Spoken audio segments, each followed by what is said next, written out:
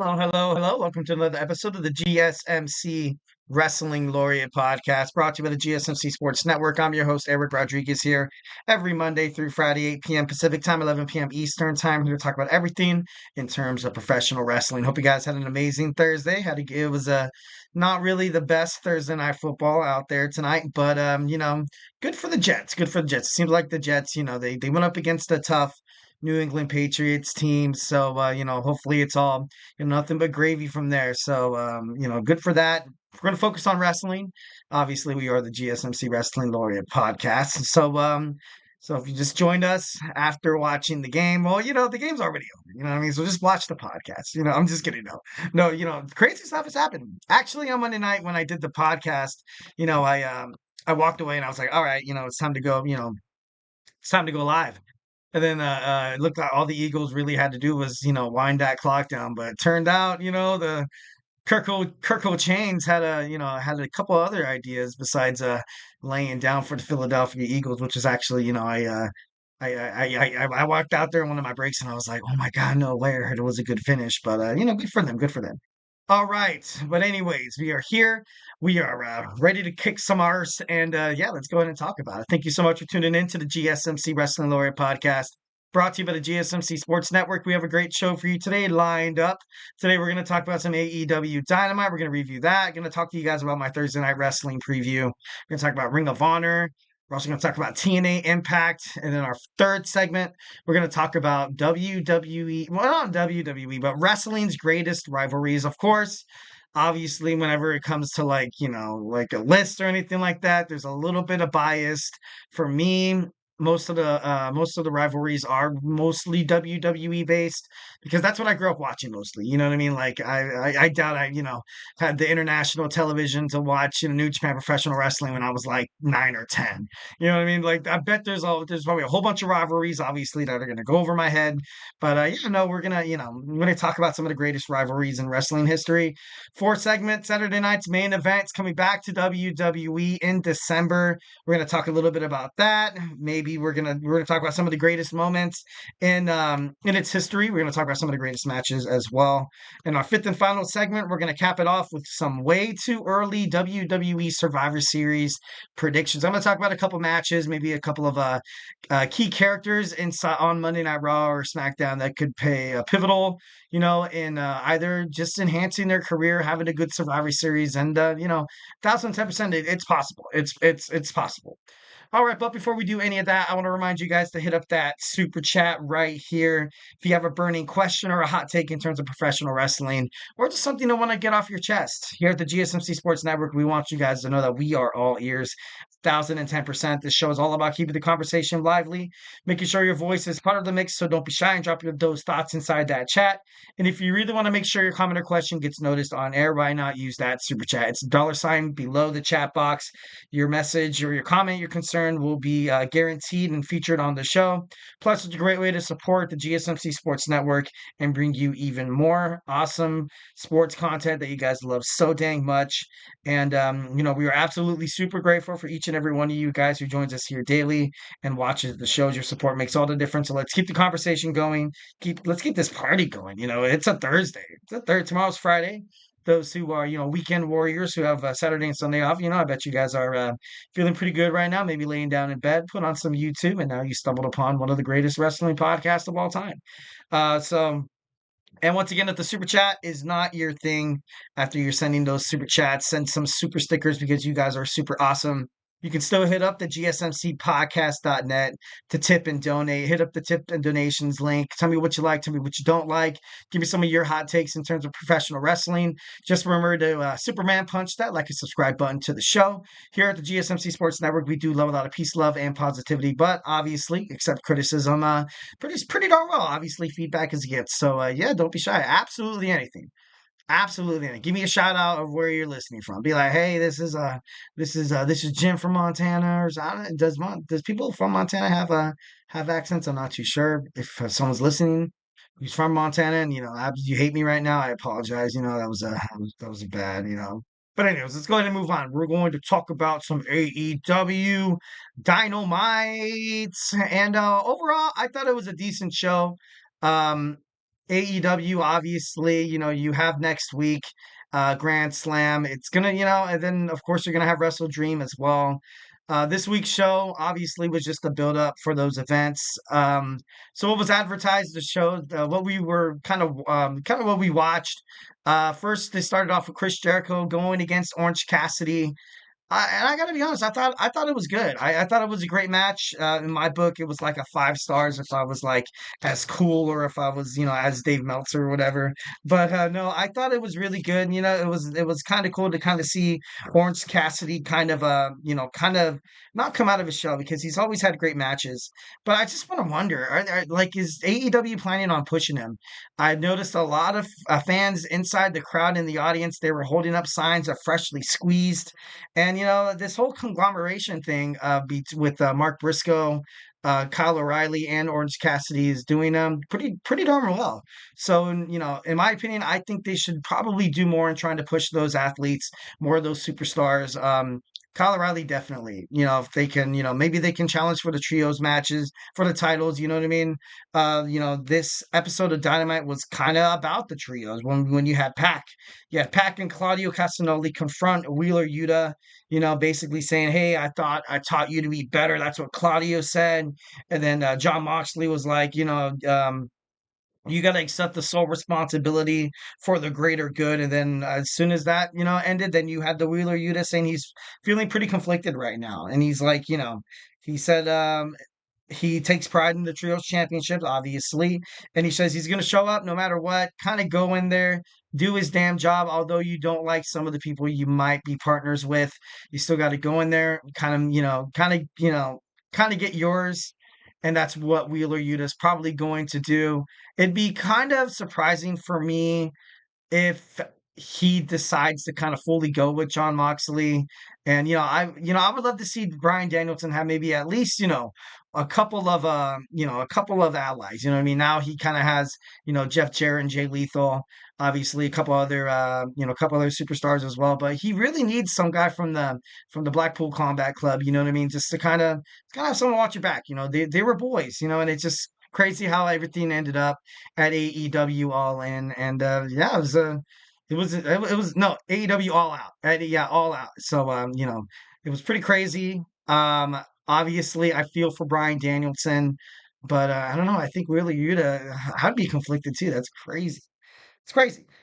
All right, next we have Hook, obviously against JD Inc. It was just a squash match. He won in like a minute and a half, I think it was.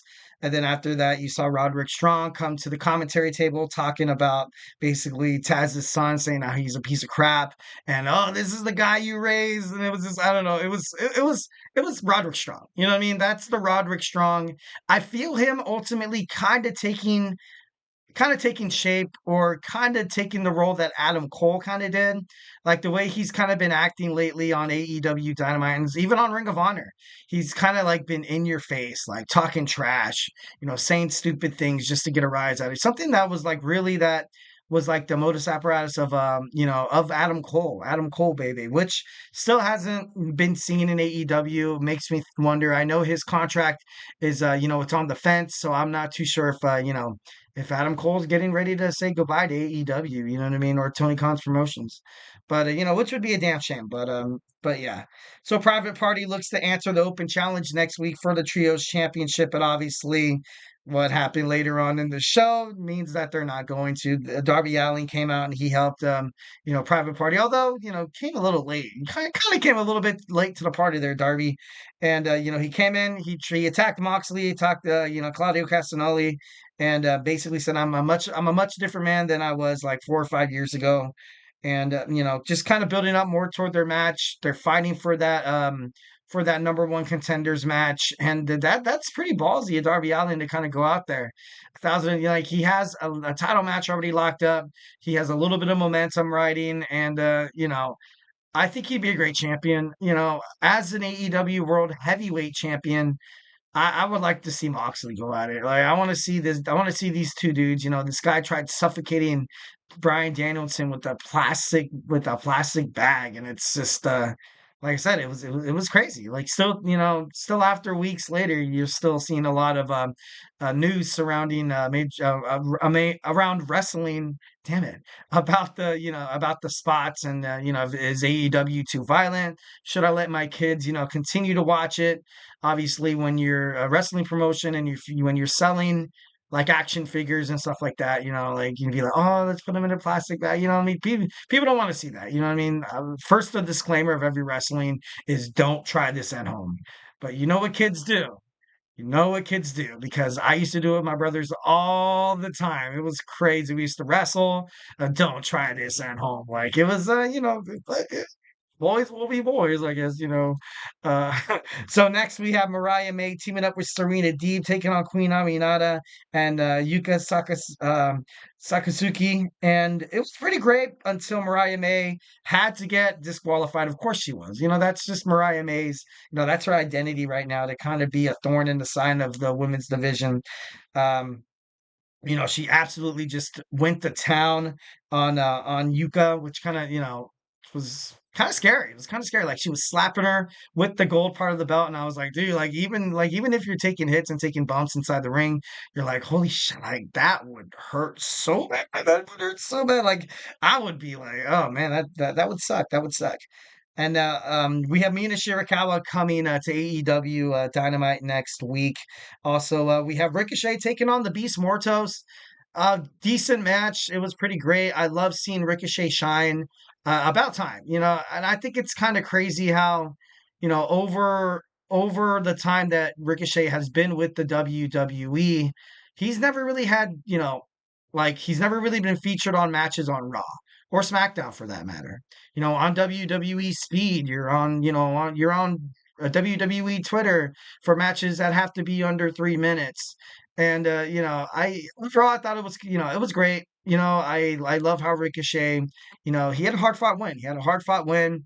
Then you saw a package by Nigel McGuinness saying that all the difficulties like he's been kind of getting through, and that he's ready to return. And I'm kind of happy he's returning. 1,010%. I like that. A little bit of old school always does a body good. You know what I mean? So all right. And then now we have the Elite, the Young Bucks, with Kazuchika Okada, the Elite, taking on the number one contenders, Will Ospreay, Kyle Fletcher, and Don Callis family member Konosuke Takeshita. Takeshita does not like Will Ospreay, and it's just I don't know. It's just kind of, obviously they did they did pick up the dub. They did pick up the win, which was, I felt like that should have been kind of necessary in this at this point. Takeshita, stood out of everybody in their performances. Obviously, Don Callis is paying attention to that. I still feel like he's kind of a two-timing snake. Maybe he might find a way to stab Kyle O'Reilly and Will Ospreay in the back come AEW Grand Slam. But that's just my opinion. That's just my opinion. All right, lastly from AEW, Ricochet has confirmed he will face Will Ospreay for the AEW International Championship on October 2nd. It's gonna be amazing. It's gonna be a great fight. These guys obviously have a huge history together, putting on good matches. So I'm gonna grab my popcorn, grab my favorite ice cold beverage, and tune into just two guys that, when they're in the ring together, it's just magic. So I can't wait to see that. So mark your calendars. All right, guys. So now we're going to move on to my Thursday night wrestling preview. Tonight we have TNA Impact, also Ring of Honor, Honor Club. We're going to talk a little bit about, we're going to preview some of the episodes. And so hey, do not go anywhere.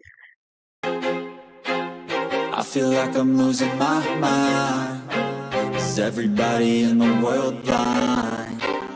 Please, Lord, give me a sign, a sign. I feel like I'm losing my mind. Is everybody in the world blind? Please, Lord, give me a sign, a sign. I wanna be the greatest. Everybody on the fake shit. I look around and feel like everybody is the fakest. I make this every day and I'm impatient, hoping one day I blow up from the basement. Statement, the top is so vacant. I don't hear shit that I think is amazing. Waiting for my day when I'm playing sold out shows for 1,000 faces. Hey, give me that crown, get in my way and to be put down. It ain't your place, all this my town. If I want that shit, then I'll get it right now. I'm losing it, the noose it fits, some loose shit, a stupid myth. You choose to live, I choose to give. if you choose to fight or lose your grip and lose a gift. I feel like I'm losing my mind. Is everybody in the world blind? Please, Lord, give me a sign, a sign. I feel like I'm losing my mind. Is everybody in the world blind?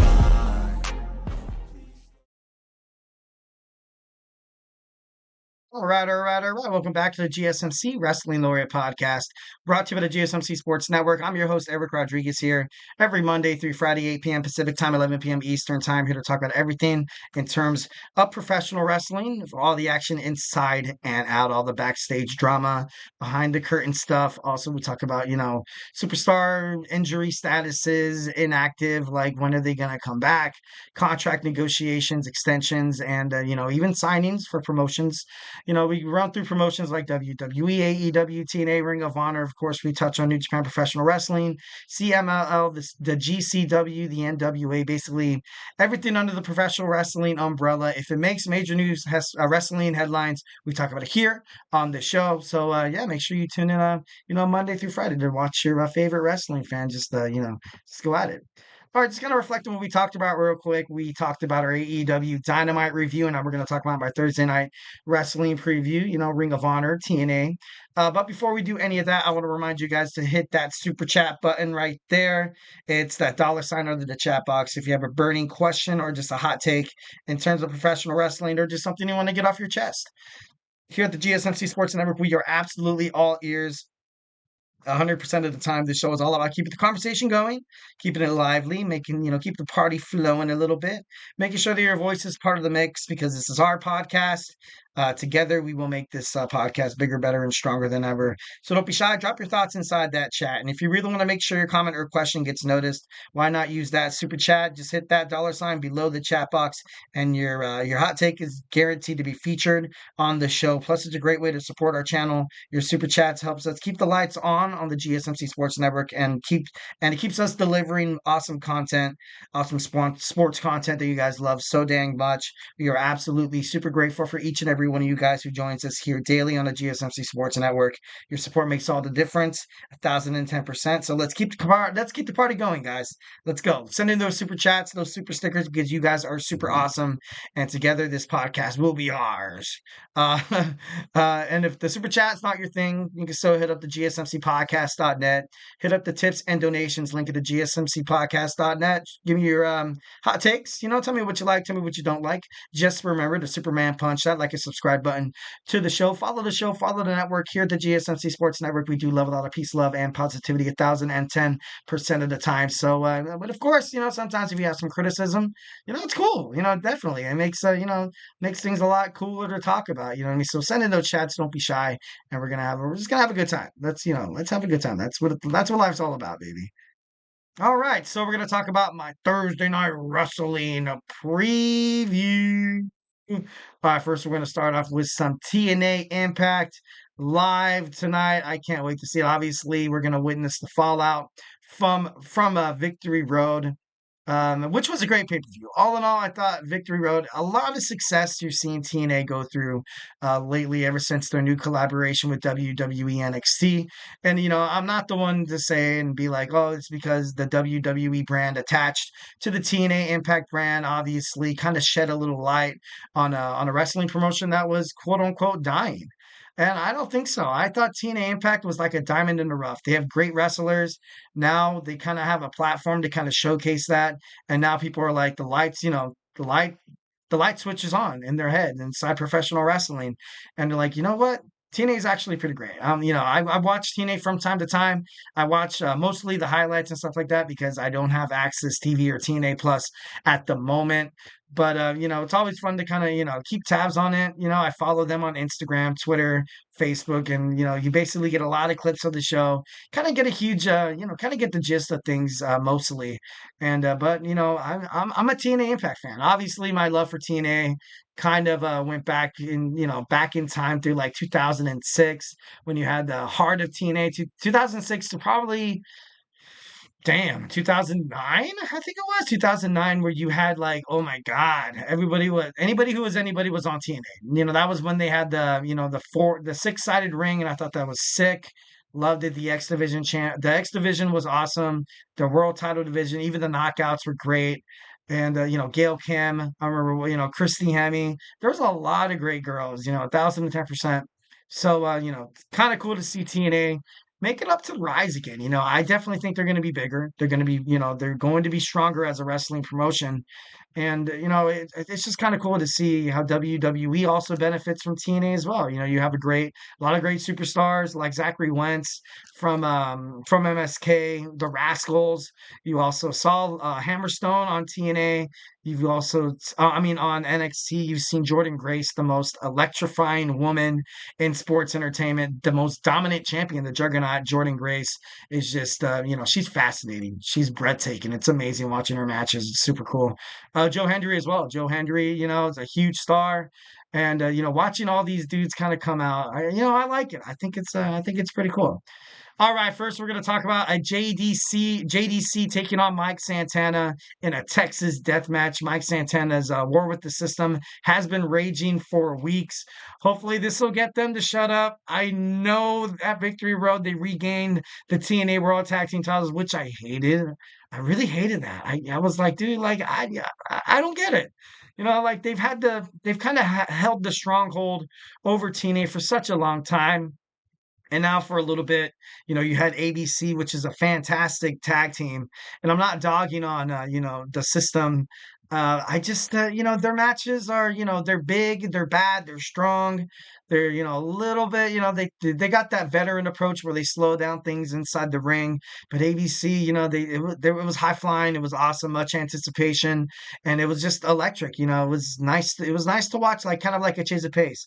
So now we got the former tag team champions regained their belts. So now we're kind of succumbed to, kind of the same kind of tag team wrestling that you've seen in TNA ever since they had the reign before they lost to ABC. So, it is what it is. So I can't really, I guess, complain that much because hopefully, it'd be kind of cool to see an NXT team come to TNA and challenge them. That'd be pretty dope. That'd be pretty dope. Next, we will hear from I Believe in Joe. I believe in Joe Hendry, guys. Do you believe? Do you believe in Joe? At TNA Victory Road, Joe Hendry and Josh Alexander clashed in a battle for supremacy. Although Alexander pushed them to the limit, it was Hendry who outsmarted the walking weapon and walked out victorious. So, we're going to have Joe Hendry tonight. And whenever he's part of the show, it's just awesome. It's just great. Like you can't help but to look at him and just smile. You know what I mean? Like he has that it boy factor to him. You know what I mean? And Josh Alexander, he's thinking about leaving TNA. And I kind of compared him to like a modern day, kind of not that successful Kurt Angle, but he has a lot of talent. He could be a champion. And it'd be a damn shame to watch him walk out that door to head to AEW or something like that. It'd be good for AEW. You know what? Josh Alexander is kind of under the microscope in terms of in terms of wrestlers on the hitting the free agent market and stuff like that. But anywhere he goes, he'd be amazing. He'd be what is it? Diamond for the Aladdin stuff and whatever. Sorry, I'm a Disney dad, so I watch Disney movies from time to time, but sometimes I'll make a Disney reference. Spitfire is action. Jody Threat and Danny Luna's journey as the TNA Knockouts Tag Team Champions will reach a very pivotal moment. When they almost had to break up. They almost had to break up. They overcame Slamovich and Steels, but it was ultimately Slamovich and also Edwards who were the champions. Kind of sucked that Masha Slamovich kind of got blamed for everything. Although, she gave it all she got. She gave it all she got. Tasha Steeles is just super impressive. She continues to impress me every single time I check out highlights or I see her on my Instagram reels. And she's one of she's one of the best in the knockouts division. If Jordan Grace didn't have all, it's hard. It'd be so hard to beat Jordan Grace right now because on top of momentum, she's just strong. She's dominating. She controls the match at her own tempo. And she's fast. Like usually, somebody who is strong, they're not that fast. Those who are fast, usually aren't that strong. But this girl's literally the total package. Just like, you made her inside of a video game and her overall is just 100, 100, 100. Endurance, 100. Stamina, 100. Charisma, 100. Like, what I mean? It's like she was made in the lab, but, she worked hard for, where she's at right now in TNA. And I don't see her title run kind of, coming to an end anytime soon. Next, we got Matt Cardona once again. I love Matt Cardona. I think he's I liked him as Zack Ryder. Now I'm not hating on him, but he's a little aggressive. But then again, you kind of have to do that as a wrestler. So I get it. Maximize your time. That's what CM Punk told Roxanne Perez on Tuesday NXT. Maximize your time. And right now, Matt Cardona is doing just that. You know what I mean? Like on top of playing mind games with Stephanie Lander and the whole PCO situation, interrupting their wedding, low blowing Rhino, kicking the middle rope. Oh God. Ooh, that sounds terrible.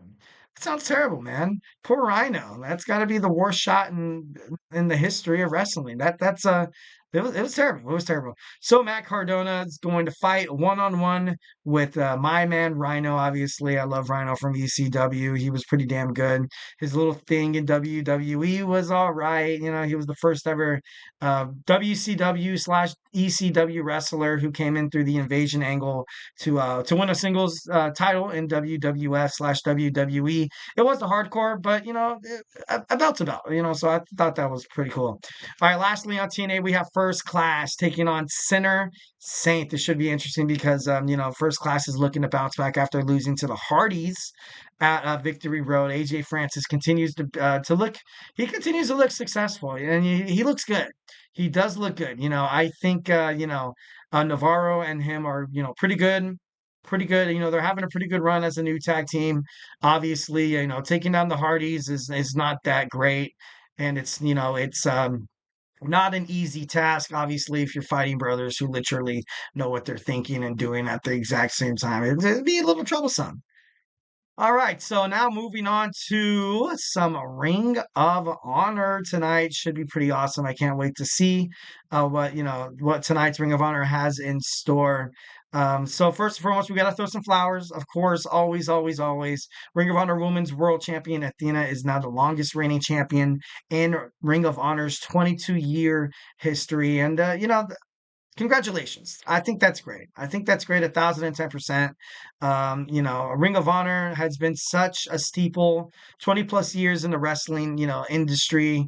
And, for the longest time, if you wanted to check out like edgy content, if you wanted to check out some people who never dropped the ball in terms of wrestling storylines, Ring of Honor was it, man. Ring of Honor was definitely killing it during the late 1990s. No, not 1990s. I think it was late 2000. I don't know, but they were doing great. They were doing great, and they still continue to do great. Obviously, with this new partnership with Tony Khan, it's going to be a little bit more elusive. You have New Japan Professional Wrestling and the CMLL as well. So, I think it's great for the company. It's great for the company.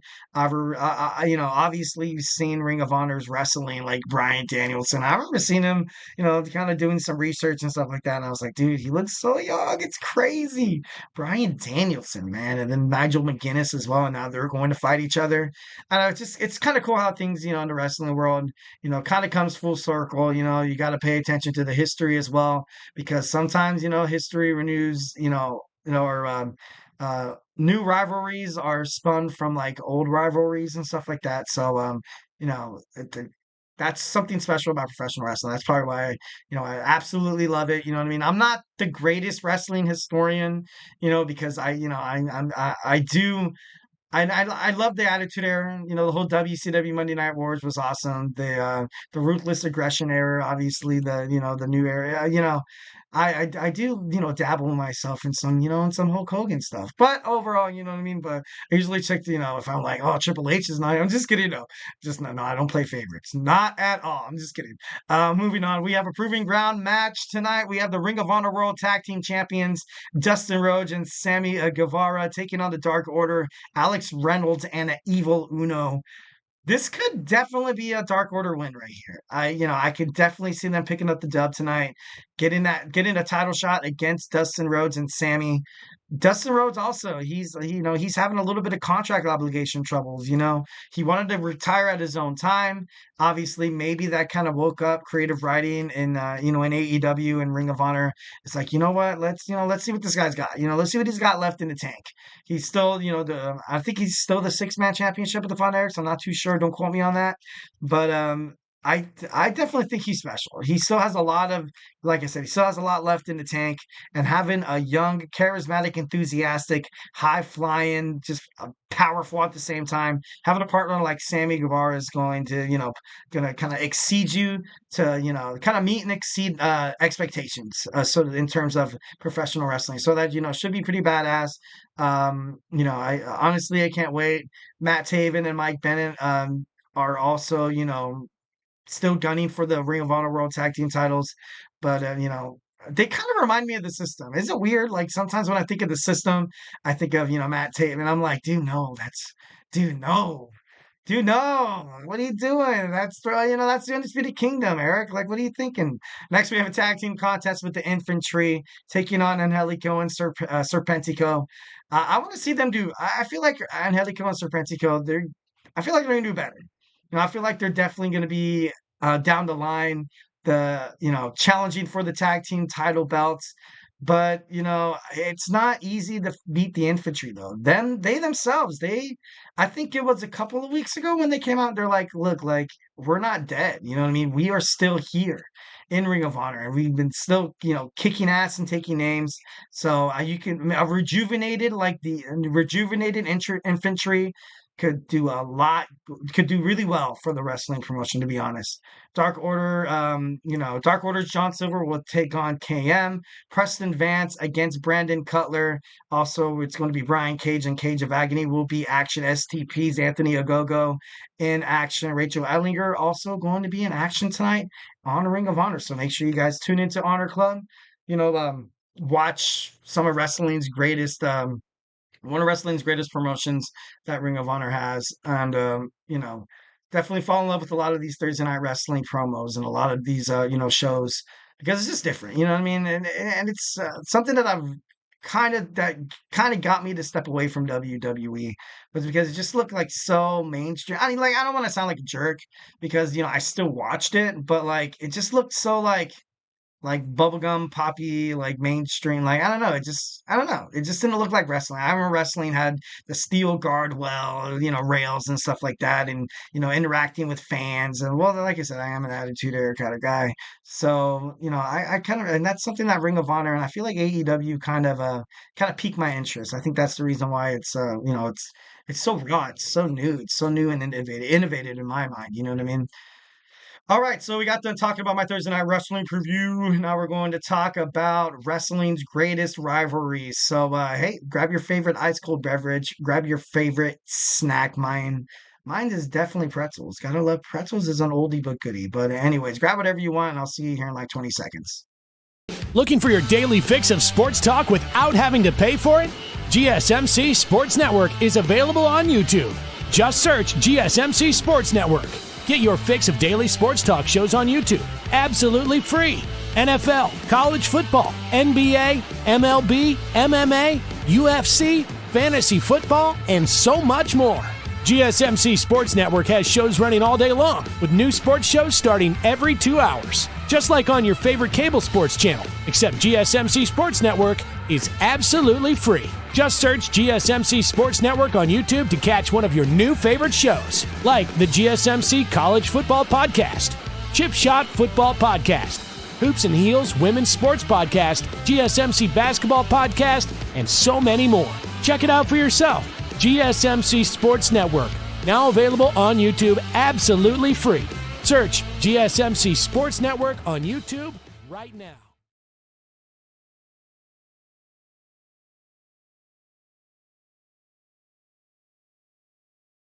All right. And we are back with the GSMC Wrestling Laureate podcast brought to you by the GSMC Sports Network. I'm your favorite wrestling fan, Eric Rodriguez, here every Monday through Friday, giving you guys the hottest wrestling scoops inside the entertainment industry. Also, giving you some hot takes. Gotta love them wrestling hot takes. Obviously, if you have one, send it in the chat right now. You have no other choice to send it. Go ahead and work those fingertips right there, guys. Don't be lazy. I'm just kidding. No, just kidding. But yeah, thank you for tuning in to the GSMC Wrestling Laureate podcast. We talk about a lot of the action that happens inside and outside of the ring. We also talk about backstage news drama, everything that the superstars are going through, and maybe some potential storylines to kind of mess with as well. You know what I mean? So it's always good to.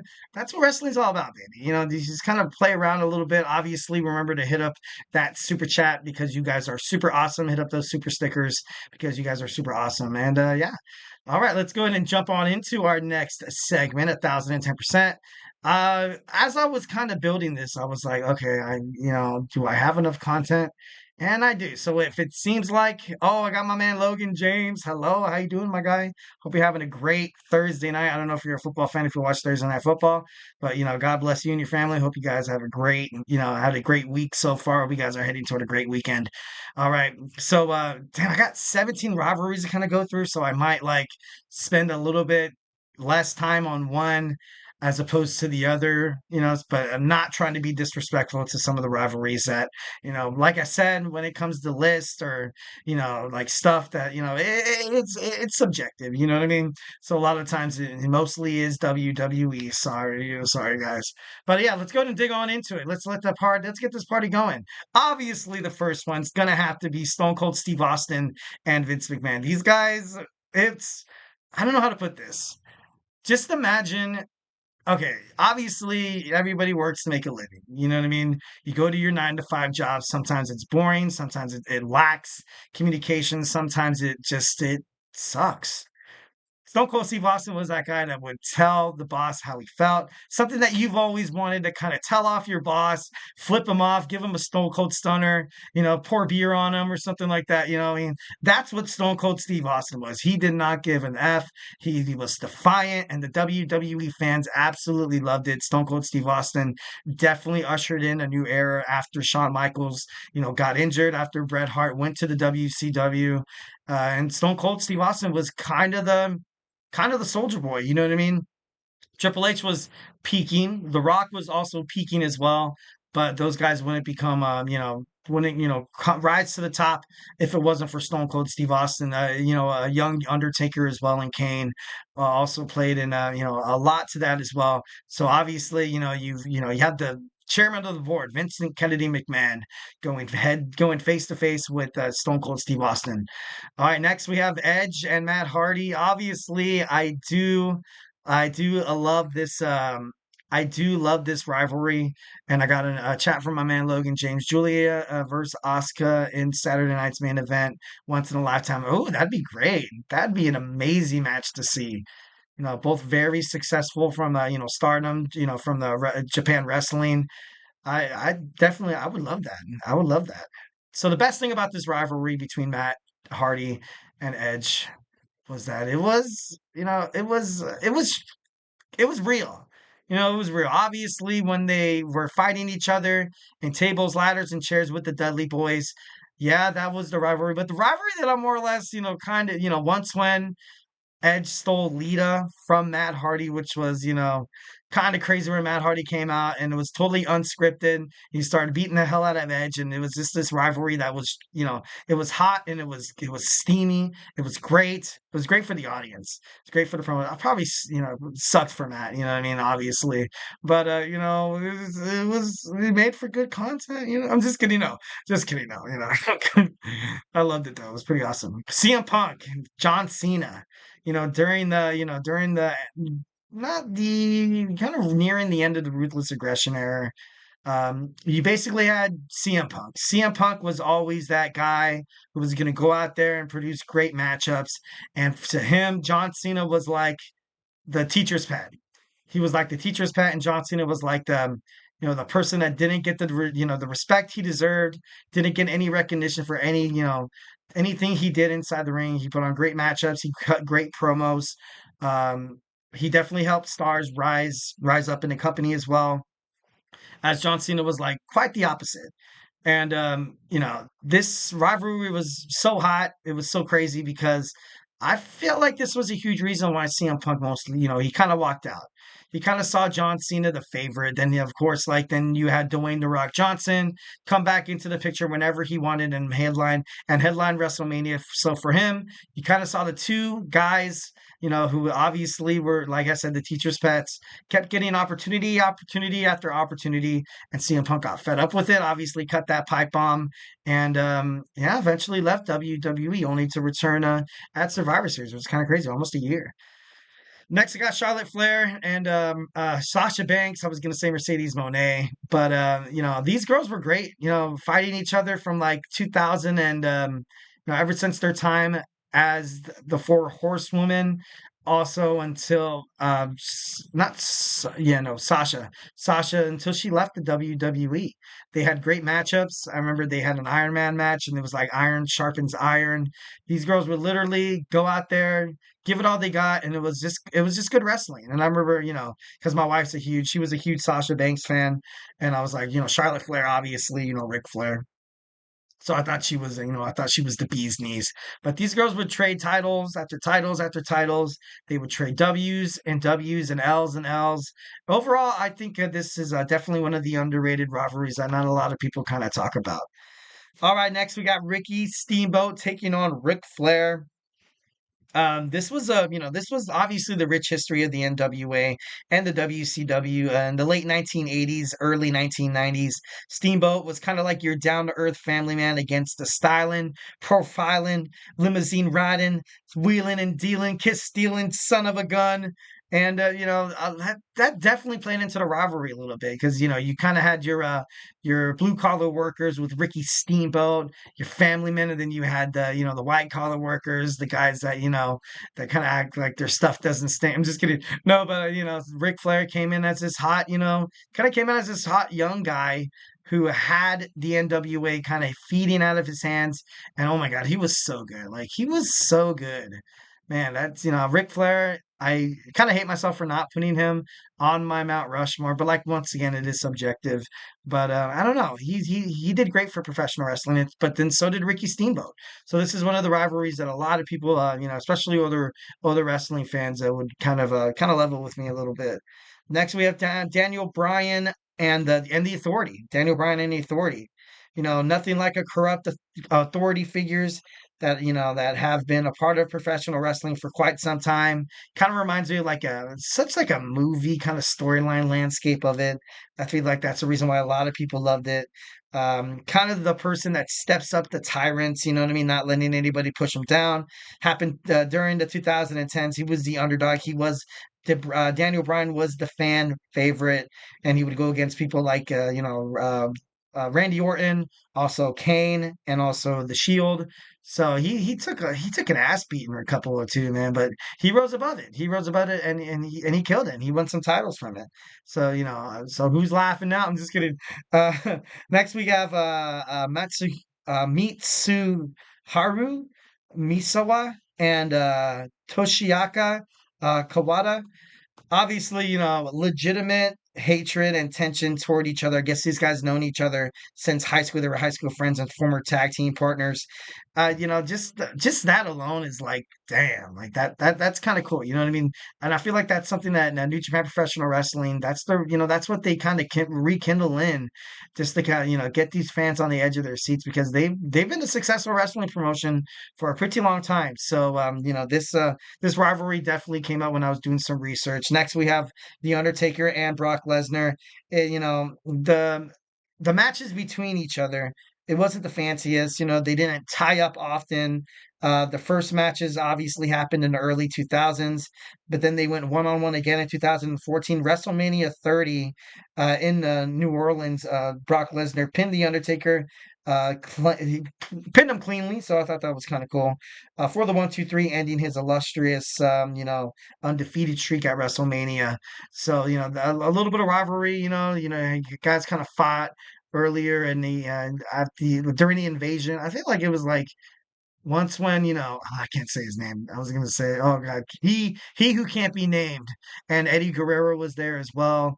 JBL, and Brock Lesnar was a young rising star, and he put up some pretty good matches against the Undertaker. So it's kind of cool to kind of see them kind of fight back and forth here and there. Got to rapidly finish this up because I'm running out of time and I still got a lot of team. Uh, I got Kevin Steen against El Generico. Early in the 2010s, late 2000s, early 2010s, Ring of Honor was killing it. A tag team that ended badly. Steen turned against Hernico at Final Battle in 2009. Steen in 2012 was PWI's most hated wrestler of the year. That's kind of crazy. That's kind of cool. In WWE, they're best known as Kevin Owens and Sami Zayn. They feuded in the Ring of Honor, Pure Wrestling, Gorilla, NXT, and WWE. So, kind of going out there, kind of growing up with this guy. Obviously, Sami Zayn and Kevin Owens are best friends, absolutely best friends. And sometimes you put in, the great work. You put in some of your greatest work with somebody that with the, at the back of your hand. Usually, people will, take it to tag teams, and sometimes it does blossom into rivalries, and it's the best. Look at once when Triple H and Shawn Michaels went at it for a little bit. You know what I mean? Like, it was just good. It was just good. Johnny Gargano, Tommaso Ciampa in NXT was one of the greatest rivalries. But kind of looking at a young Kevin Owens and Sami Zayn, that's kind of cool how they kind of made it to they're working together. I think that's pretty badass. All right, next we have the Apex Predator, Randy Orton and John Cena. During the final years of the Ruthless Aggression era, and it began in 2007. In 2009, though, they headlined PLEs such as Night of Champions, SummerSlam, and Breaking Point, really putting over both stars here. You know, Randy Orton was still young, mostly known for his work in Evolution. This kind of made him into like a badass, kind of like the man that we know today. Unleashing that like that locked in evil that Randy Orton uses to his advantage, and kicking people in the head and RKOing people out of nowhere, and of course turning on people. And John Cena was kind of like that. He was kind of that same character. He was that same character, and John Cena, he did it well. Like I love definitely I love how John Cena's character in WWE never changed, although people wanted him super bad to turn heel, but it just wasn't good business. This guy was drawing in a lot of different fans from younger generations. Kids were wearing John Cena shirts, and it was necessary. At this point in time for wrestling, it was absolutely necessary, and just so it doesn't get stale, and a lot of people take a step away. Next, we have Sting going against the NWO. The NWO ran rapid all over WCW in 1996 and 1997. Sting's obviously his look and his attitude shifted in a more darker kind of persona inspired by the Crow. Obviously, now had a darker demeanor. And at Starrcade, he actually did defeat Hollywood Hulk Hogan. One of the things that WCW actually did really good was, this rivalry here, which was, kind of badass. Like I said, gotta throw some flowers whenever flowers are due. All right, Tommy Dreamer and Raven, ECW's latest 1990s and early 2000s. It was over the top violence, attention grabbing storylines, interesting yet, beloved characters. So they definitely fought each other for years. For years. I think still during the independent circuits nowadays, like these guys still kind of go at it, which is cool. I like it. Obviously, mutual respect between the two. They've kind of gone through the grader a little bit of professional wrestling after when ECW and WCW did kind of roll over because Tommy Dreamer did kind of hold a little bit of animosity when Raven decided to to leave ECW to WCW. But overall, these guys, they're friends. They're friends, and at the time they actually did not like each other, but then they were friends, and then they would have a beef, and then they would squash it, and then they were friends. Kind of like your standard. Like I look at these guys, and obviously you see that picture on the left. You kind of see these guys. They kind of remind you of like those kind of older guys that like they hate each other, but then they love each other. But like the smallest pipe bomb, the smallest fuse is gone. They're like, you know what? I'm sick and tired of you, and then they start fighting each other. Definitely, definitely love that. Definitely, a couple other matches. Obviously, I mean, a couple other rivalries. I got Bret Hart and Shawn Michaels. Obviously, one of my huge favorites. I loved Shawn Michaels, and I liked Bret Hart, but Shawn Michaels was just a people person, man. He was just, everybody loved him. Everybody loved him. He was so cocky. He was like in your face. He could be a jerk sometimes, but man, it's something that definitely fueled WWF slash WWE back in the day. So and Bret Hart still the excellence of execution, one of the best professional wrestlers of all time. I don't think that title will ever go away. And a couple honorable mentions I got here. I got Kenny Omega taking on Kazuchika Okada. These guys have been at each other's throats for such a long time. It's crazy. These guys have a bunch of, Dave Meltzer's over 5 stars matches, rated 7.5 out of 5 or 9.5 out of 5, which is, kind of crazy, but, I dig it. You know what I mean? But these guys were great. Two of the best wrestlers in the independent wrestling scene. I remember talking to a guy. He was like, "Oh, you're a professional wrestling fan?" I was like, "Yeah, I am." He's like, "Oh, do you know who Kenny Omega is?" And I was like, you know what? I guess I really just stick to WWE." But after now, kind of dabbling on into professional wrestling a little deeper, it's kind of cool to see some of these guys that are absolute dogs, man, and they put on some great matches. So definitely love and respect Kaz Okada. Obviously, right now, his character in the Elite as the AEW Continental Champion is kind of rubbing me the wrong way, but hopefully they fix that. And Kenny Omega is in training right now to make his debut, to make a return to WWE. Next, of course, we have Hulk Hogan and Randy Savage. These guys, obviously, the Mega Powers. I think it was the Mega Powers. I think that was called when they were with Macho Man Randy Savage's wife was the person that would walk him out, like their manager and stuff like that. So, what's much to say about 80s hardcore wrestling? These guys were the faces of professional wrestling. They were great as a tag team, but then they were even better when they would feud and fight each other. You know what I mean? Who wouldn't want to see that? Teaming all together, it's cool and all. Kind of reminds me of like nowadays, like a Bianca Belair and Jade Cargill. Yeah, it's cool they're teaming up, and they do put out great matchups. But man, would I love to see these girls go at it. Like it would be so great. It would be definitely a highly anticipated match. Maybe at WrestleMania would be pretty cool. But Macho Man Randy Savage, Hulk Hogan making the list, and last but not least, Stone Cold Steve Austin and The Rock. Stone Cold Steve Austin, like I said, kind of has his own demeanor, kind of doesn't really care. Had his, he's defiant. He gets his own. He gets his own in The Rock. He became the people's champion, but before he was kind of like that cocky, snary, like arrogant kind of guy that would not interact with the fans, call them all jabronis, and kind of playing a little bit of a hero that he is now when he made it back to professional wrestling, going against Cody Rhodes and stuff like that, where people kind of see him, you want to like him because the way like he's that guy that's like super cool, but man, he could at the drop of a hat he could be a complete jerk. So definitely these guys would of course kind of butt heads. Two of the young rising stars in the WWF. All that picture is missing is Triple H and the Undertaker, Kane, Mankind. So definitely got to pay my respects. Love that. Love their rivalry. I definitely loved when Vince McMahon would try to hone in The Rock to kind of fight on his behalf and stuff like that against Stone Cold Steve Austin. All right, so that was some of my greatest wrestling rivalries. If I missed any, obviously drop them inside the chat. So, but until then, let's move on. We have WWE Saturday Night's Main Event returns to WWE in December. We're going to talk a little bit about that, and I'm going to give you guys some of my some of the greatest matches that happened in the event's history. So, hey, do not go anywhere.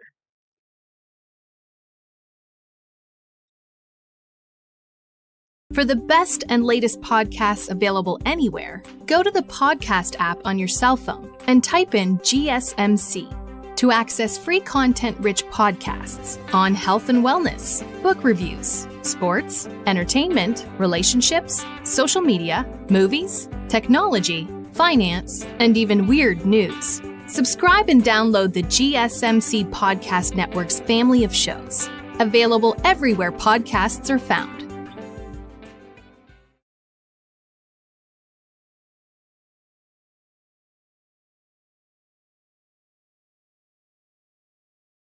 All right. And we are back with the GSMC Wrestling Laureate podcast brought to you by the GSMC Sports Network.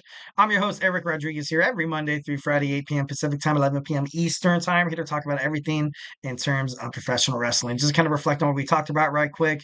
We talked about our AEW Dynamite review. We talked about my Thursday Night Wrestling preview, talking about the world of TNA and going inside the Ring of Honor. And then we talked about in our third segment, some of wrestling's greatest feuds, some of the greatest rivalries that ever happened. Obviously, like I said, there was a rivalry that I missed, make sure you send it in the chat, or you can email it to me. My email address, I'm just kidding. No. Anyways, moving on. So, fourth segment, WWE Saturday Night's main event. Coming back to the WWE. That's exciting. I love it. But as of right now, I feel like it doesn't really make all that sense, you know what I mean? Since they do have Saturday PLEs as opposed to them airing their PLEs on Sunday. They did it for like ever. So I guess it kind of does, maybe that's the reason why they kind of ultimately felt like they never really had the right to kind of bring it back. But something about something that WWF/WWE did with Saturday night's main event was it was kind of like the show before the show. You know what I mean? Either if it takes place usually before big PLEs, it includes a lot of talent that are going to go at it. Obviously, kind of, I don't know why, but it kind of rubs me like a Hollywood premiere kind of approach Saturday night's main event, where you get a couple of cameos from a bunch of stars that attend the event, and obviously connecting pop culture and the world of professional wrestling. That was just overall great for the WWF/WWE back in its time. Obviously, we got the company announced the iconic event return December 14th. It's going to happen 8 p.m. Eastern time, airing simultaneously on Peacock and on NBC. It'll be at the Nassau Veterans Memorial Coliseum in Long Island, New York. So I can't wait to see that. I think it's going to be pretty awesome. I think a lot of I want to see some young talent rise up. And I think this is a great venue. This is a great show for someone to kind of make a name for themselves. I would love to see maybe somebody like Austin Theory finally drop this dead weight that is Grayson Waller and kind of do something good. You know what I mean? I think that'd be pretty badass. Or watch Jey Uso win a singles title would be pretty badass. Just to kind of name a few. But I don't know. Like I said, overall, WWE Saturday Night's main event was, it was hot. It was a hot topic of the town. Obviously, airing on NBC. Before that, they would never really kind of air on like standard television. So when people had a chance to watch WWF/WWE, they're like, dude, I'm in. You know what I mean? For them, it was like a free pay per view. They didn't have to pay. Man, pay per views were so expensive back in the day. That's crazy. Well, not, obviously the value of a dollar and inflation around the United States, obviously there's some, there are some blurred lines there, but, I don't know. So you didn't have to really pay for it, and you get to watch, these matches that were PLE type matchups. And I thought that was, super cool. All right, so the first show aired in 1985 to 1992, and then it aired briefly in 2006 and in 2007. It was a revolutionary program that aired on network television. Kind of showcasing a lot of WWF/WWE's biggest stars, and then having the most exciting matches and stuff like that. And some of the most iconic matches that's happened in Saturday Night Main Events history. Obviously, November 28th, 1987, Randy Savage against Bret Hart. This was a very nice back and forth match. A lot of great wrestling. A lot of great wrestling happened. It had everything. It had everything. It had high flying moves, had powerhouse moves. Jimmy Hart interfered. Jim Neidhart interfered. Coming up with Savage overall getting the win. And which is quietly ironic, because during that time, I would think Bret Hart was kind of like on the cusp of being something that was, obviously when you're young, you kind of have to pay your dues. Obviously, you had Bret Hart, and then you had Shawn, and then kind of not replacing, because that's a bad word to use. but kind of being the next person, kind of being the next people in the line. You know what I mean? As opposed to Roddy Piper, also Randy Savage and Hulk Hogan. So this match was super great because essentially you kind of like fighting your predecessor and stuff like that. February 5th, 1988, we had Hulk Hogan against Andre the Giant. Obviously, this was a prelude to their historic match that every wrestling fan, I would even say people who don't really follow wrestling, know who these two guys are.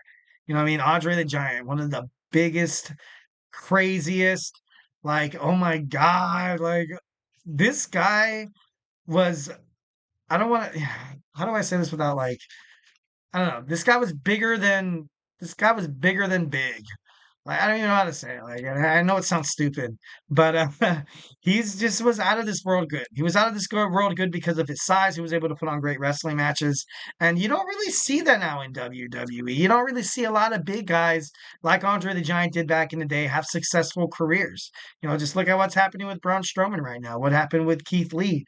What happened with Lars Sullivan? What happened to the Big Show? You know what I mean? These guys were, or Mark Henry, the world's strongest man. Like, sure, they were literally probably stronger than all their competition, but then when in terms of their success, never really came in for fruition. No, not really anything connecting there. So definitely loved Andre the Giant, and then Hulk Hogan as well. Hulk Hogan was, he was the it guy. He was the 20, what is it, 25-inch, 38-inch pythons or whatever. Like, people loved him. Both of these guys were in entertainment. They've been on television. They've been on movies. Kind of seen the best professional wrestling has with these two guys right here. So definitely love this match. Next, we have April 28th, 1990. The Hart Foundation takes on the Midnight Rockers, the team of Marty Jannetty and Shawn Michaels. And then the Hart Foundation, obviously, Bret Hart and Jim the Anvil, Ned Hart. It was pretty awesome. Obviously, all four athletes at the peak of their condition, at the peak of their wrestling performances. It was filled with great wrestling, high flying, but then, of course, something that always has to, happen whenever you see a great match. It was interrupted by demolition, so it was a no contest. Definitely, Shawn Michaels, a young Shawn Michaels right there, and a young Bret Hart. Probably this was like the early stages of once when these guys actually started to get to know each other. And at first, like, they were buddies. They were great friends. And then, of course, after like Sean went through his thing, went through, a couple of emotional, like, and then obviously kind of rubbed Brett the wrong way, leading. And then, of course, the icing on the cake, the Montreal screw job. And then Bret Hart leaving WCW, saying that, Sean screwed him, Vince McMahon, and it was, it was hard. It was hard for both wrestlers because they were so damn good.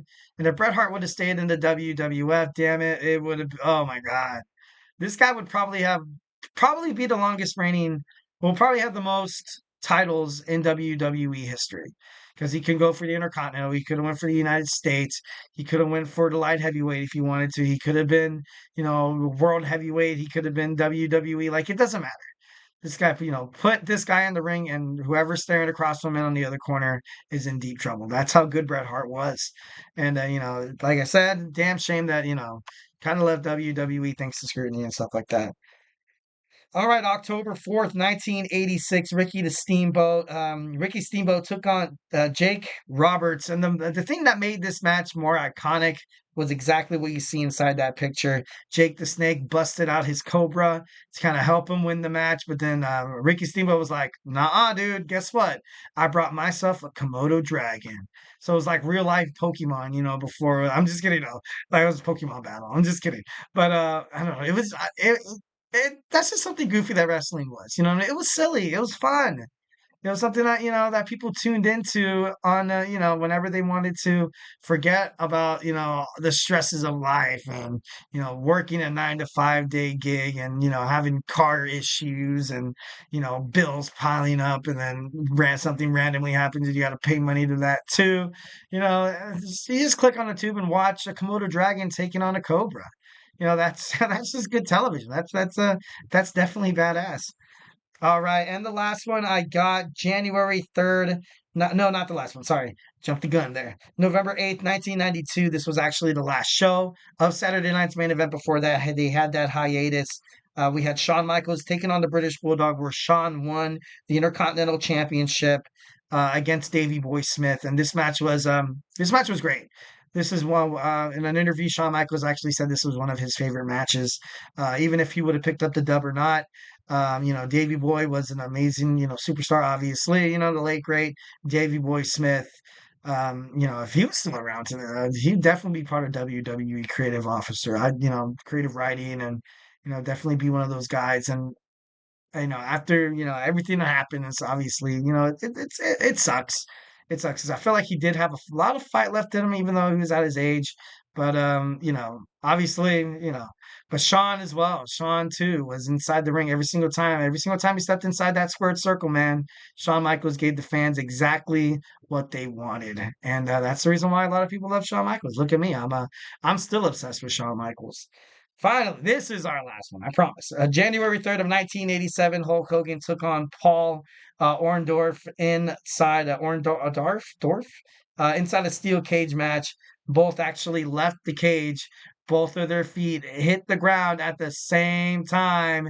They had to restart the match. And of course, after restarting the match, then of course you would probably have, you had Hulk Hogan win the match. Something that the Hulkster does. That's the reason why people love him. He was an icon inside of 1980s wrestling. That's early 1990s too. With and then same with WCW. You don't tell the story of WCW, WWF, WWE without Hulk Hogan. So Paul as well. He was great. Definitely, these guys fought. They went to head to head. Paul also, with who's that other guy? I just talked to Roddy Piper as well. Um, they would go at it. But I don't know. It's just a WWE Saturday Night Main Event. It returns, guys. And, after, kind of looking at my list a little bit, kind of seeing all the stars that participated and partaked inside the event, they're all legends now. They're all legends now. So there's, the Saturday Night's Main Event, it's going to be popping. It's going to be great. All right, in our fifth and final segment, we're going to talk about my way too early Survivor Series predictions. Obviously, I got my boy Emran's GSMC Soccer podcast happening in like 15 minutes, so I kind of gotta wrap this up. So, hey, do not go anywhere.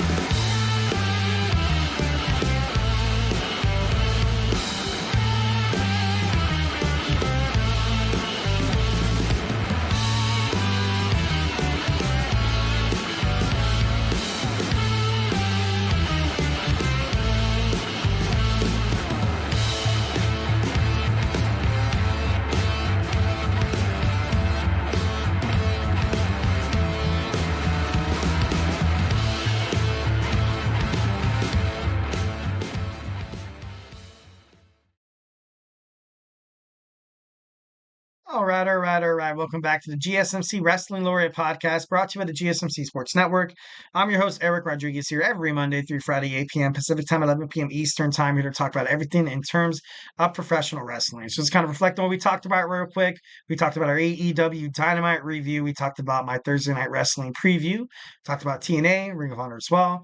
We also talked about some of wrestling's greatest rivalries, and then we talked about Saturday night's main event returning to WWE in this generation. We talked about some of the greatest matches that definitely put WWF on the slash WWE on the map. Now we're going to talk about our my way too early Survivor Series predictions. Obviously, some of these are going to be totally far fetched and crazy, but it can happen. It can happen. Anything about professional wrestling, and I'm all for it. I'm all for it. All right, so we got Survivor Series coming around the corner, guys. It's happening in I think Vancouver, and it's just going to be great. It's going to be one of the greatest Survivor Series of all times. I give you the Eric Rodriguez guarantee that this is gonna be lit, guys. This is gonna be one of the greatest Survivor, and I can't wait. And just the addition of the War Games sales matches is just it does put the icing on the cake. Although I do miss the time when Raw and SmackDown actually like when you like hated each other, when the WWE champion would square off against the World's Heavyweight champion. You would have the SmackDown Tag Team Champions going against the Raw Tag Team Champions, United States Champion against the Intercontinental and the Women's, yada, yada, yada. And it was cool, it kind of created this like fight for brand supremacy and it mattered. And I just love that, and this traditional 5-man tag team matches were my favorite. And they still are. Obviously, with the implementation of the cage, kind of makes things, a little bit more, I guess, action packed, I guess you can say. But they had a lot of great traditional 5-on-5 matches. And, it was pretty dope. It was pretty dope, 1,010%. So now we're going to talk about some Survivor Series, War Games, and Vancouver. All right, first and foremost, I think Randy Orton will be fighting against Cody Rhodes for the WWE Championship. We saw Cody Rhodes last SmackDown. I thought he was going to ultimately work with Roman Reigns at Survivor Series, but now I kind of think otherwise because he told general manager of SmackDown, Nick Aldis, that he's like, you know what, this is Roman's problem. I don't want to be dragged on into this. I'm sorry, I can't do it. So now he's teaming up with Roman at Bad Blood. That I feel like kind of compensates for him fighting at Survivor Series. So now it feels like we're going to get a full on like Bloodline versus Bloodline kind of match. Randy Orton, I feel like could very much defeat Cody Rhodes. But it would leave Cody Rhodes without the championship. And I think right now Cody's reign is it's just too untouchable. It's just too untouchable. So after 2 years, 2 Royal Rumble wins. Like I really honestly don't see this guy losing the belt until like maybe Mania or maybe even after that. Like it's crazy. But will Randy Orton turn heel? I don't know. Maybe. I think right now he does love this positive attention from the fans that he's not used to getting. We're so used to him cutting like cutting edge promos, like, basically being, sadistic and this, evil, Viper Apex Predator kind of slithering through the grass waiting for his next prey. So that could definitely be a possibility as well. But overall, I think, these two guys will go at it for the WWE Championship. Next, we have Rhea Ripley going against Liv Morgan. Obviously, I know that, they have a match at Bad Blood. But man, I would love to see, and I was kind of looking, I kind of read an article about, I think it was Bleacher Report, I think it was. I would love a Liv Morgan team against a Rhea Ripley team. That would be so cool. Oh my God, that would be so amazing. Like, I don't know if, Liv Morgan would team up with the Trailer Trash. And I don't know if, Rhea Ripley and Damian Priest would have to recruit a couple of people, which they would probably go toward, Jey Uso's way, but he's going to probably be recruited for the main event with the Bloodline versus Bloodline. Um, so make it an all girls War Games match. Why not? That'd be awesome. That'd be great. Obviously, you kind of see Pure Fusion Collective right now feuding with Damage Control, kind of having Damage Control on their side. Maybe have Asuka return as well, to kind of back up, kind of back her up. Right now, Raquel Rodriguez is, kind of on the waiver wire. She's training. She's ready to get back in the ring. Her and Liv Morgan obviously do have a past. But who would be on Team Liv, though? You know what I mean? Maybe Baszler, maybe DeVille, also Stark. But then they need one more girl. Who would be their last girl? Obviously a heel. Would have to be a heel. I can't really think of one. I don't know. But on Team Rhea, I can see probably, some of Damage Control. Maybe, Kairi Sane, Io Sky. Maybe Bianca Belair and Jade. Maybe. I feel like that'd be pretty cool. I feel like I would love to see them, team up with, Rhea Ripley. Three of the best women's superstars on the planet right there. Bing, bang, boom. Or like maybe you get some SmackDown, maybe Tiffany Stratton joins, Liv Morgan. I don't know. It would just leave so much to kind of ponder. I think it'd be cool. It'd be cool to kind of, I love it when girls wrestle in, in the women's division who wrestle in groundbreaking matchups. Obviously the Hell in the Cell match with Sasha Banks was, and Becky Lynch was pretty badass. Well, no, was it with Sasha Banks or was it Charlotte Flair? Don't quote me on that. But no, it was. Watching these girls go out, it's entertaining because these girls entertain you just as much as the dudes do. So I would love to see a team live going up against the team Rhea would be pretty badass. Next, I feel like there's going to be. I don't think Gunther's going to. He's gonna fight for. He's gonna fight for his title at Bad Blood, and I think after that it's Crown Jewel. I think it is in October. I think so. And then I think he's going to get a break at Survivor Series. I do. I don't think he's going to defend his WWE World Heavyweight Championship at Survivor Series. I think we're going to see a number one contenders match. It's going to be you're going to see the returning Seth Rollins taking on Drew McIntyre, taking on CM Punk, and obviously the person that's going to come out of this, and it kind of makes the most sense is probably Drew McIntyre. You're gonna see Drew McIntyre going up against Gunther, and then you're gonna have because CM Punk and Seth Rollins obviously do have their beef. I don't know if WWE is kind of using Gunther as like a kind of like a placeholder champion. Maybe Seth Rollins regains the title back, and maybe you do have CM Punk win the Royal Rumble and challenge Seth Rollins. Like that could be a possibility as well. Kind of grooming up, and you don't have the lingering Money in the Bank, briefcase around. I feel like that's the reason why WWE got rid of it super quick. So, I don't know. I can see Drew McIntyre winning, and because he seems like, him and Punk already had their fight. They already had their fight. But I don't know. It's like I said, still up in the air. Up in the air, 1,010%. A triple threat match to determine Gunther's number one contender. And, I feel like that'd be pretty badass. All right. And lastly, we're going to see Team Roman against Team Solo Sikoa. I think this can go one of so many ways, and it's crazy. Hikuleo is actually, he's set to debut inside of WWE. So, who will he choose to join? Well, right now, Solo kind of has a full team. Kind of. He has him, Tama Tonga, Tangaloa, Jacob Fatu, and then there's one more spot. There's one more spot open. And then for Roman Reigns, it's him. I think he brings Jay back. If Jimmy is healthy, I'm not sure his status right now. It's kind of still in the dark. If he's out, I can see him coming back. A lot of people say I might be crazy, but I think Sami Zayn comes back as well. You know what I mean? It would just bring back so much nostalgia, and it would make Roman a more bigger baby face because they're like, oh, look, like he's bringing back Sammy. Even some of the honorary uses, man, this guy, must really regret honestly treating these guys like garbage. So I definitely think, but then there's one more spot open as well. And then like, who will Hikuleo join, or will he be the reason why one of these teams loses? The Rock is also on, talking about the card and stuff like that. I kind of pondered around two ideas. I think, The Rock comes out, says that he's been pulling the strings the whole time, and Solo Sikoa is just holding his spot as tribal chief until The Rock returns. That could be, that could happen. Or The Rock is the fifth member for Roman's team, and then maybe you have like Hikuleo come inside, and be part of this new young bloodline. And it seems fitting.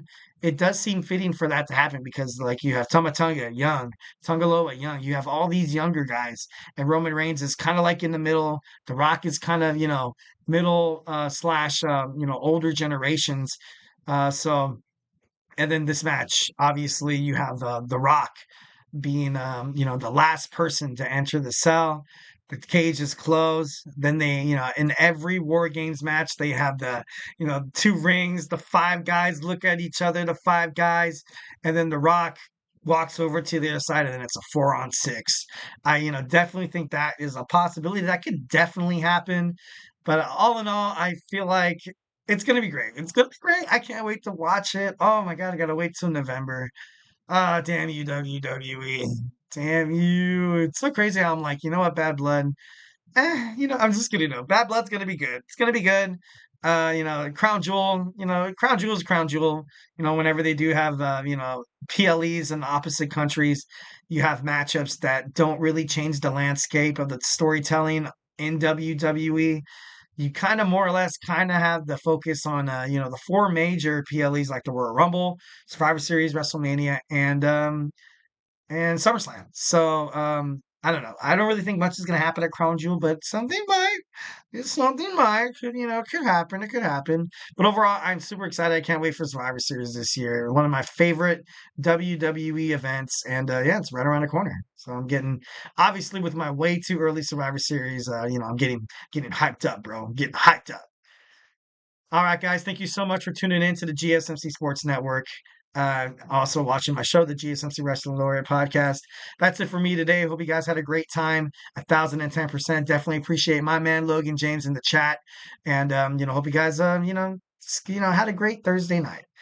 But yeah, and remember to Superman punch that like and subscribe button to the show. Follow the show, follow the network, follow us on Twitter/X, Instagram, TikTok, and Facebook for more content and updates. And like I always say, if I had not made you a wrestling fan by now, we got my boy Emran with the soccer podcast coming up.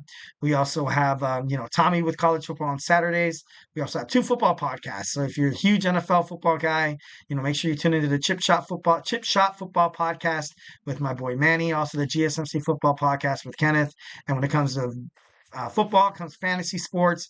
We got fantasy sports with Chris Shepard. We also got my boy Nelson with basketball. We have our traditional sports, all around shows with Jeremy with with Sports by GSMC. We got GSMC Sports Podcast with my man TJ. They cover it all. So your one-stop shop for any kind of sports news. Make sure you stop by their podcasts. All of them are great, entertaining, and learn from those guys. Those guys are my dogs. So 1,010% got to represent my bros, man.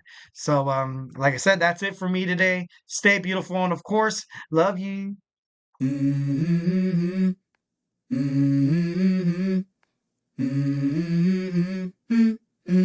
Let's go.